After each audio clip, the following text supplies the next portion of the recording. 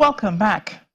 The Russian government last week made some moves which may or may not have been misinterpreted by the UK and the international community. First, they called for a meeting between the Organization for the Prohibition of Chemical Weapons, the OPCW, with Britain in attendance in an attempt to draw information from Britain on the health status of former spy Sergei Skripal and his daughter Yulia weeks after they were poisoned in Salisbury by a nerve agent, and to find out how far they'd gone with the investigation. Now, Britain has been investigating the incident and is refusing to share information with Russia, accusing Russia of being behind the poisoning. Russia then went further to call an emergency meeting of the UN Security Council. Did he receive the support he was looking for? You be the judge.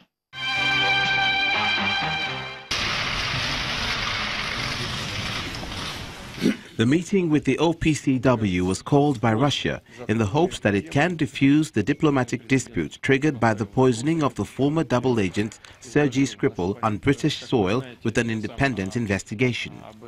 The case has plunged East-West relations to their lowest point since the Cold War, with the UK and its allies expelling around 130 Russian diplomats and Moscow responding in kind. Last Tuesday, the head of the British Military Research Centre, Porton Down, said it had so far been unable to tell whether the nerve agent used in the Skripal attack was produced in Russia. The British government says the special session of the OPCW was only a clinical ploy to frustrate and confuse the process of international justice of what happened in Salisbury. Russia says it will only accept results of an investigation into the incident in case it is part of it. It said it would accept the results of tests conducted by the international inspectors only if the process was transparent. By Thursday, Russia warned Britain at the United Nations Security Council that it was playing with fire by blaming Moscow for poisoning the Skripals. Coincidentally, news had filtered that Sergei Skripal's daughter, Yulia, had made contact with her relative in Russia, telling her everything is fine. Hours after Russia's request for a joint Russia-Britain investigation, the Executive Council of the OPCW held an extraordinary session behind closed doors, attended by experts and officials from both sides. Of the 41-country OPCW Executive Council, 23 countries had either voted in favor of the proposal or had abstained. The Russian ambassador to London, Alexander Yakovenko, urged the British side to release investigation information concerning the Skripals by following related international convention. And we're here to defend the rights of that citizen. Yakovenko also stated that it was not true that Russia failed to respond to a 24-hour deadline set by British Prime Minister Theresa May to explain how a Russian-made nerve agent was used in the poisoning. Thank you. On Friday, Britain said Sergei Skripal is no longer in critical condition and his health is improving rapidly. After weeks of no reported change in his condition, the hospital confirmed that Skripal, who'd been treated under heavy sedation, was now making fast progress. And here are other discussions we have our eye on this week.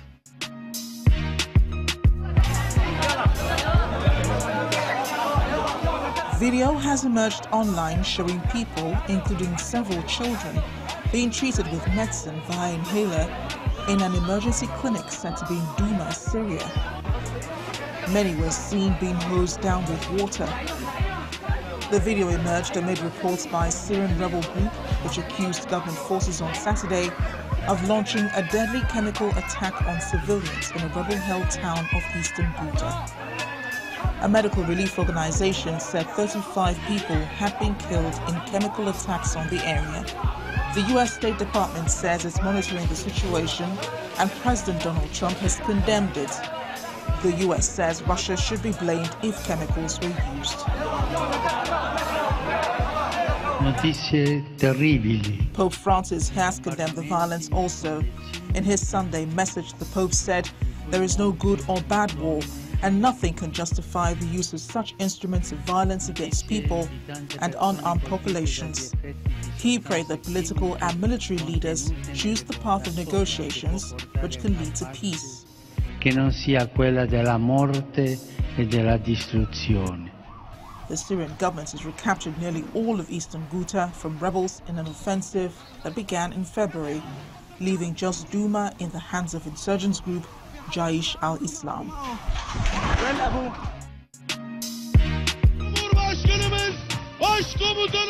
Turkey's President Recep Tayyip Erdogan has accused France of abetting terrorists by hosting them at the Elysee Palace amid a diplomatic row between the NATO allies over Paris's support for the Syrian Democratic Forces.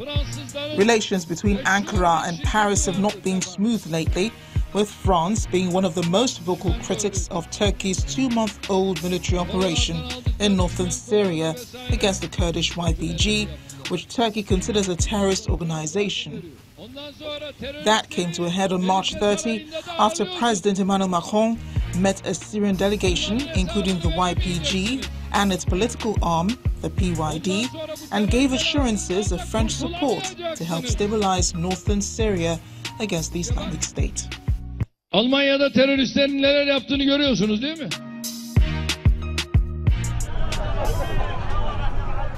Israeli troops on Friday shot dead 4 Palestinian protesters and wounded at least 100 along the Israeli-Gaza border. 24 people have been killed so far. Gaza medical officials said the demonstrators were killed, including a 16-year-old boy, at the protest sites along the frontier during a round of daily demonstrations that began on March 30 and have been described as the Great March of Return. Many people in Gaza, including Palestinian refugees and their descendants, seeking to regain ancestral homes in what is now Israel, have set up tent encampments a few hundred meters inside the 65-kilometer fence that separates Israel from the Gaza Strip. Large groups of youths have ventured much closer to the no-go zone along the barrier, risking live wire from Israeli troops to roll burning tires and throw stones.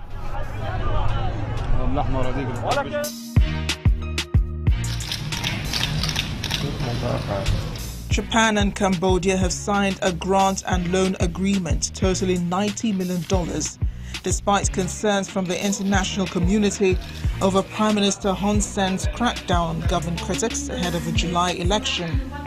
Japan's Minister of Foreign Affairs Taro Kono and Cambodia's Foreign Affairs Minister Prak Sokhonn signed the $4.6 million grant and $86 million loan for economic and electricity transmission projects in Cambodian capital Phnom Penh.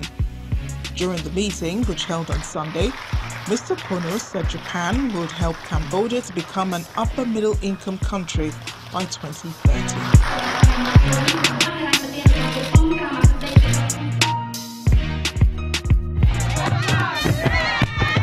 UNHCR Chief Filippo Grandi has called for the world's attention on the Democratic Republic of Congo during his recent visit to the Burundian refugees in South Kivu. Grandi says he is hopeful the DRC will send representatives to a donor conference next week in Geneva. Over 13 million Congolese need humanitarian aid, twice as many as last year, and 7.7 million face severe food insecurity, up to 30% from a year ago.